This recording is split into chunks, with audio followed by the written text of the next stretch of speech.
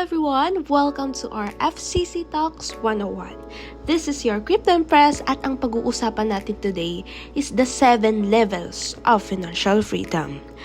Ano nga ba ibig sabihin ng financial freedom?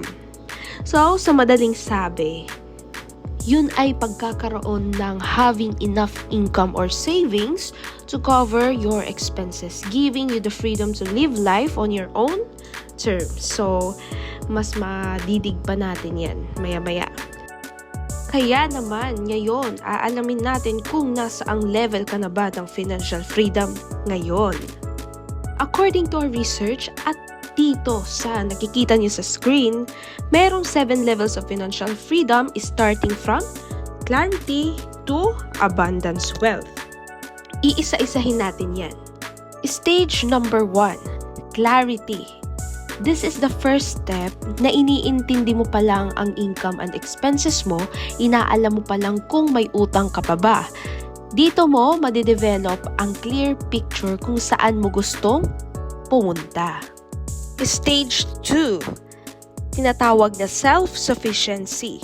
Sa stage na ito, financial independent ka na. Hindi mo na kailangan ng assistance from parents, kaya mo na sagutin lahat ng expenses mo on your own. Stage number 3, breathing room. Dito nakakapag-ipon ka na. Hindi to paycheck lang. Merong sasalba sa'yo in case magkaroon ka ng unexpected expenses. Stage 4, stability. Wala kang utang at meron kang emergency fund na kaya gastusan up to 6 months lahat ng expenses mo kahit wala kang income at trabaho for 6 months. Kaya mo mag-survive. Stage 5, flexibility.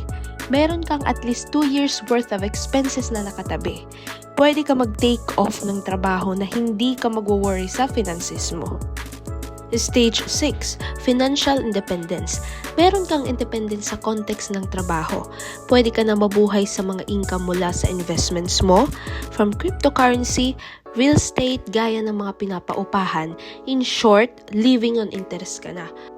Work is now a choice at hindi na siya necessity. Stage 7. Ito ang final level, tinatawag na abundance wealth. Sagad-sagad na yung pera mo, pwede ka na mag-build ng legacy to help and teach other na sumunod sa yapak mo. Hindi na concern sa'yo ang pera at ang goal mo na lang is how to significantly impact other people. Ang maganda kasi dito sa 7th level of financial freedom stages, nagsisilbi siyang roadmap if you want to improve your financial situation. At least, kung alam mo na kung nasa ang stage ka na, alam mo na mag-strategize paano ka makakapunta o makakatungtong sa next level. Let me know kung anong level ka na. That's it for our FCC Talk 101. See you for my next video.